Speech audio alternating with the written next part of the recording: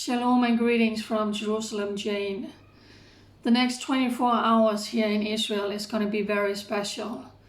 It's going to be Holocaust Remembrance Day, the day where the Jewish nation bow their heads and honor and remember all the Jews brutally murdered in the Holocaust. It's hard to fathom the cruelty.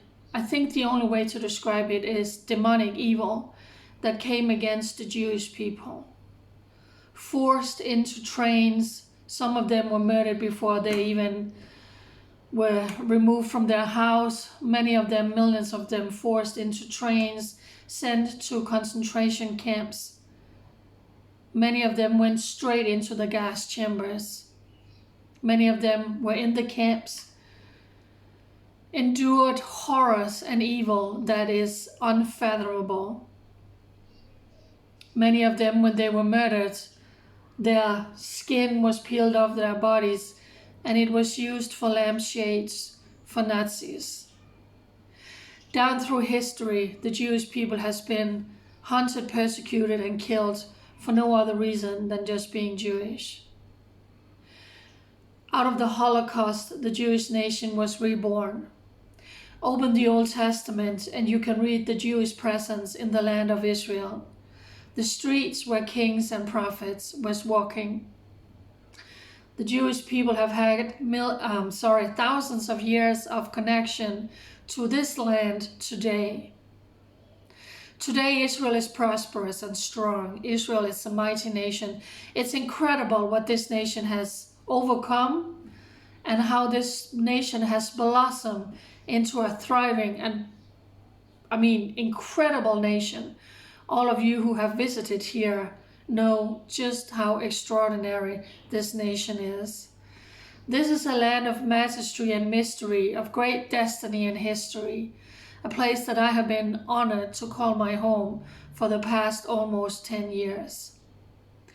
What are we doing about saying never again? Because the Jewish people are still murdered today in Israel for no other reason than being Jewish.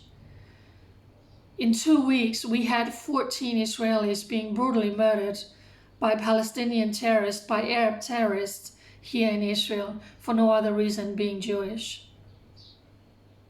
You can make a difference and you can do more than just saying never again. You can speak up for Israel wherever you are around the world. You can come against the lies, the propaganda, the indictments being put on the Jewish people and on the nation of Israel. Wherever you see it, you can make a difference. And you can travel to Israel. You can come here and stand in solidarity with the Jewish people. It's hard to believe that they are still being murdered today for no other reason than being Jewish. There's a rise in anti-Semitism around the world. Have we not learned anything? So for me and my house, I declare today that I boldly stand with Israel, for the land of the Bible that God has put his name down on. Because you see, that's the reason. This is God's land. This is the land of the living God of Abraham, Isaac, and Jacob, and he gave it to the Jewish people. An eternal covenant means eternal covenants. They don't occupy anything. Allow me to end this message by speaking directly to the politician here in Israel. Your enemies are only strong when you are weak, and the whole world is watching you.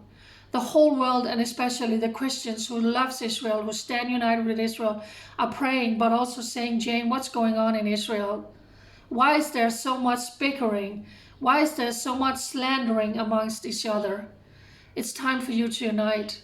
It's time for you to do what is best for the Jewish people. This is your homeland. You have won. It's time to put petty politics aside. It's time to put big egos aside. It's time to put the past aside. He said, she said, they did. I know a lot of past are going on behind the scenes that the rest of us never hear about. But it's time for you to unite and stand strong and come together. The parties that is calling yourself the ones who stand with this nation and don't want to divide it. because a two-state solution is going to be the destruction of Israel, because they are not going to stop with Judea and Samaria and East Jerusalem and Gaza and the areas that is being mentioned in the two-state solution. That's why they are saying, Allahu Akbar, from the river to the sea, Palestine will be free. And that's why for them, Palestine, in all of their photos and in all of their logos, is all of Israel, because all of the Jews out. So the burden is on the shoulders of all of you politicians here in Israel. It's time for you to unite.